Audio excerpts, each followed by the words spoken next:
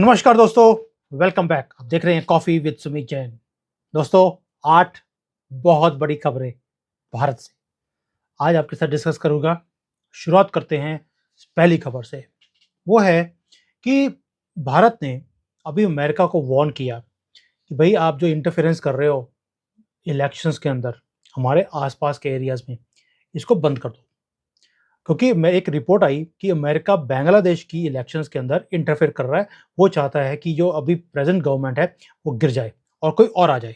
आपको मालूम है ऑलरेडी इनका पर्दाफाश हो चुका है कि इन्होंने पाकिस्तान के अंदर इमरान खान की गवर्नमेंट को घेरने के लिए पूरा इन्होंने प्लान बनाया हुआ था और ये कामयाब भी हो गए। और भारत ने बांग्लादेश का हवाला देकर ये भी बोलने की कोशिश करी है, हमें पता है आप हमारे कंट्री के अंदर भी इलेक्शंस के अंदर धांधली करने की कोशिश कर रहे हो। आपने बिका हुआ जो हमारा मीडिया है उसको तो पकड़ा ही हुआ है। आपको मालूम है न्यूज़ क्लिक्स के टाइम के जो न्यूज़ आई थी उसके हिसाब से अमेरिका से फंडिंग गई, पहले चाइना से अमेरिका ही, अमेरिका से हमारे जो बिका हुआ मीडिया है उसको पैसे दिए गए मोदी जी के अगेंस्ट एक मुहिम चलाने के लिए। मैं ऑलरेडी आपको इसके ऊपर बहुत वीडियोस बना चुका हूं और बोलने की जरूरत नहीं है। हमारा सोशल मीडिया भरा जा रहा है इस वक्त कि जो हिंदू मुस्लिम है इनके अंदर रिफ्ट्स हो, ये दंगे शुरू हो यहाँ पर, ताकि मोदी जी को एक वीक प्रधानमंत्री दिखाया जाए और कांग्रेस को एक बहुत ही उभरती हुई पार्टी, राहुल गांधी से बढ़िया प्रधानमंत्री इस देश दुनिया में हमें मिल नहीं सकता। तो ऐसी बातें बार बार दिखाई जा रही हैं। तो इंडिया ने बोल दिया हमें मालूम है तुम क्या कर रहे हो, बांग्लादेश के अंदर पंगे लेने की जरूरत नहीं है। मींस हमारे यहां भी पंगा लेने की जरूरत नहीं है, we know what you are doing. अब ये टाइम ऐसा है कि जहां पर एक और रिपोर्ट आई कि जो ये यूक्रेन का वॉर है रशिया का, इसके अंदर दो ही विनर्स हैं, दो या तीन विनर्स हैं। उन विनर्स में पहला नाम है रशिया का। भी रशिया के ऊपर इतने ज्यादा सैंक्शंस लग चुके हैं, उसके बाद भी उनकी जो वेल्थ है वो 600 बिलियन डॉलर्स पहले के टाइम से ज्यादा इंक्रीज हो गई है। दूसरा है भारत, जिसको इस युद्ध से फायदा हुआ है। तीसरा है ब्राजील एंड मैक्सिको। और सबसे बड़ा नुकसान अगर किसी को हुआ है वो है अमेरिका, जिसने रशिया के ऊपर सैंक्शंस लगाए। उसकी जो वेल्थ है वो 5.7 या 8 ट्रिलियन डॉलर्स कम हो गई है। यूरोप की भी इतनी ही अमाउंट, ट्रिलियन बोल रहा हूं, बिलियन नहीं है ये, जो वैल्यू इनकी कम हो गई है। यूरोप इतना उछल रहा था, डाउन आ गया। अमेरिका डाउन आ गया। चाइना डाउन आ गया। जापान डाउन आ गया। ऊपर आया है तो रशिया, इंडिया, भारत यानी कि ब्राजील एंड मैक्सिको। और अब मैं आपको बताऊंगा कि अगर भारत को इस युद्ध से फायदा हुआ है या इस टाइम से फायदा हुआ है, उसके कारण क्या है। ये आपको मीडिया दिखाएगा भी नहीं कभी भी, जो मैं आपके साथ डिस्कस करने वाला हूं। सबसे पहला, अब आपको लग रहा होगा मैं बोलूंगा जी हमने सस्ता तेल ले लिया। बच्चों वाली बातें मैं करता नहीं कभी भी, जो हर एक चीज को हर एक को पता हो। पहला चीज, हमने ये टाइम पर जो दुनिया ये सोच रही थी कि हमने तेल कहाँ से लेना है, हमने गैस कहाँ से लेनी है, हमने सर्दियां कैसे निकालनी है, हम देख रहे थे कि हमने यहाँ पर इंडस्ट्री कैसे लगानी है। मोदी जी ने युद्ध के ऊपर ध्यान ही नहीं दिया। उन्होंने रशिया से डील कर ली कि सस्ता तेल आएगा और हमने तेल बना बना के सारी दुनिया का तेल निकाल दिया। ये तो हमने काम किया, जो पैरेलली काम चलता रहा। लेकिन जो मेजर काम था वो था इंडस्ट्री को लेके आना। यहाँ पर आप देखिए 2014 से पहले क्या होता था कि सारे मोबाइल फोन्स वो बाहर से इंपोर्ट होते थे, हमारे यहाँ पे कुछ बनता नहीं था। लेकिन पिछले 5-6 सालों में हमने ऐसा इकोसिस्टम लगा दिया है कि अब 98 टू 99% मोबाइल फोन्स भारत में ही बनते हैं। और हमने इसी मंथ में एक आंकड़े को क्रॉस किया, 200 करोड़ मोबाइल फोन्स हमने भारत में बनाए हैं। और ये तेजी पिछले 2-3 सालों में और बढ़ गई है।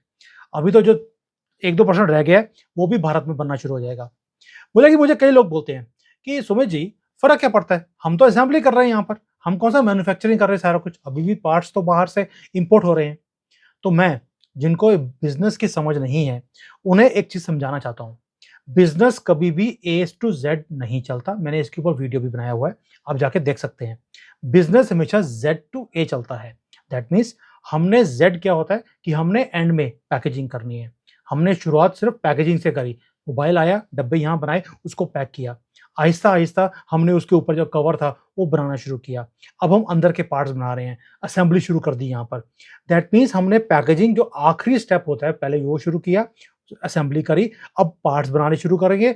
आहिस्ता आहिस्ता करके सेमीकंडक्टर की यहाँ पर फैक्ट्रीज लग जाएंगी, पूरा का पूरा इकोसिस्टम यहाँ क्रिएट हो जाएगा। बिजनेस हमेशा ऐसे ही चलता है, और सक्सेस लेने के लिए जहाँ पे फेलियर का चांस जीरो है, दिस इज द वे। सो मोदी जी ने ये काम किया है, this is remarkable.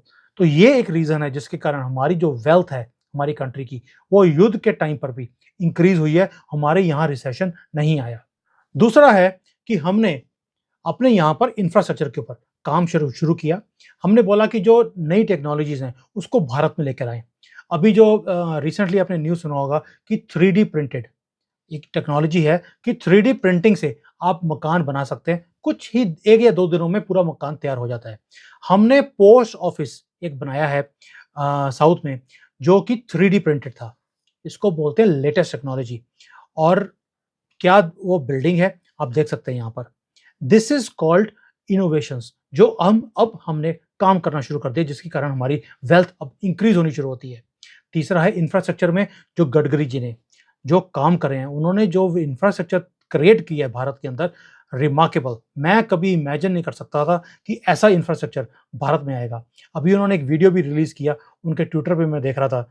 I follow him, he is like a idol to me, कि अगर हमारे देश में ऐसे ऐसे पॉलिटिशियंस हमारे देश में हो जाएं हर एक डिपार्टमेंट में, हमारी देश कहीं तक कहीं पहुंच जाएगा। कहाँ तो हम यहाँ पर खड्डों वाली सड़कों पे चलते थे, ये नहीं पता लगता था कि सड़कों पे खड्डे ज़्यादा हैं कि कांग्रेस पार्टी में खड्डे ज़्यादा हैं। और अब ये हालत है कि लगता है कि हम किसी फॉरेन कंट्री में आ गए हैं। ये है इंफ्रास्ट्रक्चर के ऊपर डेवलपमेंट जो हमने काम किया है, जिसके कारण अब इंडस्ट्रीज को लगता है कि भाई इनके पास पोर्ट्स भी हैं, एयरपोर्ट्स भी हैं, कनेक्टिविटी है, रोड्स हैं, रेलवे है, हर चीज़ की सुविधा है, यहाँ पर अब इंडस्ट्री लगा सकते हैं। इसलिए इंफ्रास्ट्रक्चर पूरे इंडस्ट्री का यहाँ आ रहा है, जिसके कारण हमारी वेल्थ और इंक्रीज होनी शुरू हो गई।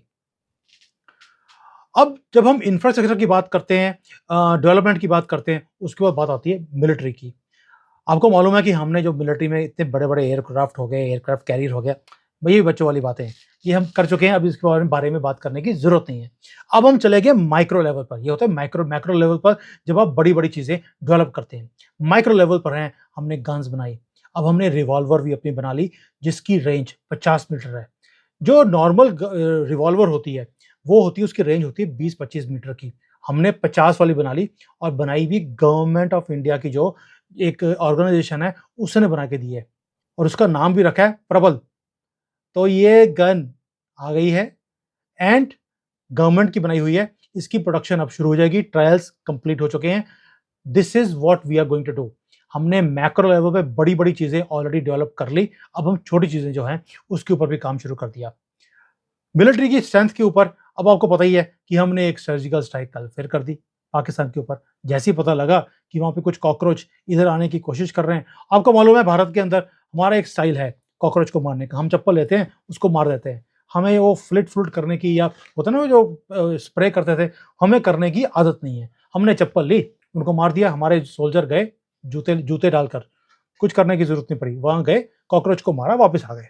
तो ये होती है मिलिट्री स्ट्रेंथ, जो हमने अब डेवलप कर ली है, और हम कोई भी नॉनसेंस अब एक्सेप्ट नहीं करेंगे।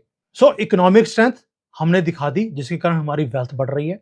जो हमें ये कॉकरोच तंग करते थे, उनको हमने उनके घर में जाकर मारना शुरू कर दिया, जिसके कारण हमारे अंदर डिस्टर्बेंस नहीं है। उसके कारण भी हम शांति से अपना काम कर रहे हैं, अपने देश को आगे लेके जा रहे हैं, जिसके कारण हमारी वेल्थ बढ़ती जा रही है। दोस्तों, हमारी वेल्थ बढ़ रही है, दुश्मन परेशान है। चाइना ने पहली बार लाइफ में किसी की अगर तारीफ करी है, वो भारत की है। 2 चीज़ें करी हैं। एक तो जो हमारी, आपको मालूम है कि जो हमारा लाइन ऑफ कंट्रोल है चाइना के साथ, उसके ऊपर ऑलरेडी हमारी बातचीत चल रही है। 18-19 बार मीटिंग हो चुकी है। ये पीछे जाने को तैयार नहीं है, हम भी पीछे जाने को तैयार नहीं है। इनकी अगर 1 लाख आदमी बैठा है, तो हमारा भी 1 लाख आदमी बैठा है। इनकी अगर 100 टैंक खड़े हैं, तो हमारे 200 खड़े हैं। तो दे नो कि बराबर की टक्कर खड़ी भारत दिखा रहा है इनको। So they have to now take some stand. और इनको अगर सर्वाइव करना है चाइना को, इन्हें भारत की बहुत सख्त ज़रूरत है। इनको पता लग गया है, और इन्होंने अब हमारी तारीफ करनी शुरू कर दी है। और इन्होंने पहली बार बोला है कि जो मीटिंग्स हैं वो बहुत अच्छी गई, और हमें अब सॉल्यूशन दिख रहा है। इसको बोलते हैं स्ट्रेंथ, जो हमने अपनी मिलिट्री स्ट्रेंथ और इकोनॉमिक स्ट्रेंथ से इनको भी झुका दिया, चाइना जैसी कंट्री को। और लास्ट, जो चाइना ने एक और चीज करी है, जो हमारा इसरो ने ऊपर चंद्रयान 3 भेजा है, उसकी मुबारकबाद दी है और हमें गुड विशेस भेजी हैं कि आप सक्सेसफुल हों इस मिशन में। जब आपका दुश्मन आपकी तारीफ करना शुरू कर दे, इसका मतलब कुछ तो ठीक है।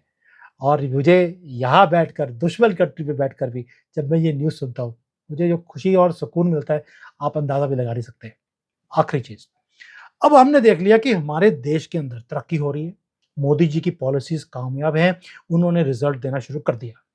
नाउ, कोई ऐसा काम भी है जो मोदी जी ने अभी नहीं किया, जो इन्हें करना चाहिए। तो एक सर्वे आया कि अब लोगों से पूछा गया, आपको क्या लगता है कि मोदी जी को कौन-सा काम करना चाहिए ताकि हमारा देश और ज़्यादा तरक्की करे? सबसे ज़्यादा लोगों ने बोला कि हमें एजुकेशन रिफॉर्म्स लेके आने की बहुत सख्त ज़रूरत है।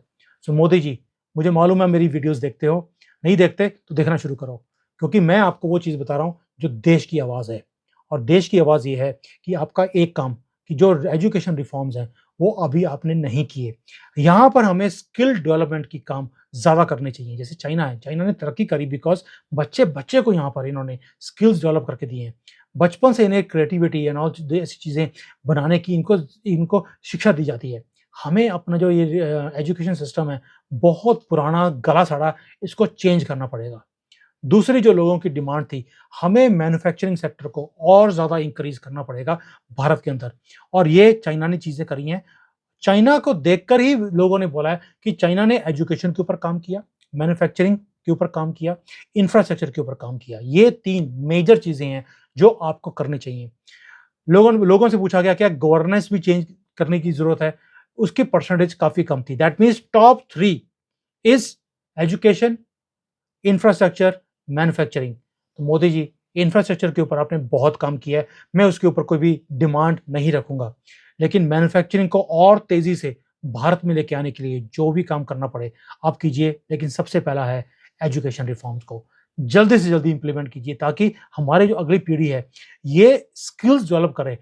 तो दोस्तों, ये चीज़ें मैं आपके साथ शेयर करना चाहता था कि कहाँ तो अमेरिका, जापान, चाइना जैसे कंट्रीज़, यूरोप जैसी कंट्रीज़ नीचे जा रही हैं, और कहाँ हमारा भारत ऊँचाइयों को छूता जा रहा है।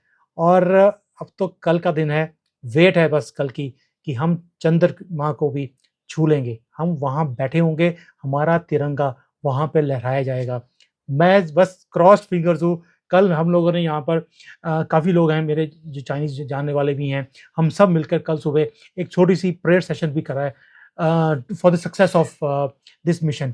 So let's see, I am praying कि ये मिशन सक्सेस हो और हमारा नाम हिस्ट्री में लिखा जाए। इसको एन्जॉय करें, इस मोमेंट्स को एन्जॉय करें कि कैसे हमारा देश तरक्की कर रहा है। ये हमारा मीडिया, बिका हुआ मीडिया, ये दिखाता भी नहीं है चीज़ों को। इसलिए मैं ये चुन-चुन के चीज़ें लेके आता हूँ so that you know what is going on. हमारे बैकग्राउंड में क्या कुछ चल रहा है जो हमें पता भी नहीं है। इन मोमेंट्स को एन्जॉय करें, शेयर करें। अगर आप सनातनी हैं, रियल हिंदू, रियल भारतीय हैं, नॉट हिंदू ओनली, मुसलमान भी हैं जो क्रिश्चियंस भी हैं, बाकी सारी कम्युनिटीज़ भी हैं जो भारत से प्यार करती हैं। आप इनको अपने दोस्तों के साथ शेयर कीजिए और मोमेंट्स को एन्जॉय कीजिए। Thank you. जय हिंद।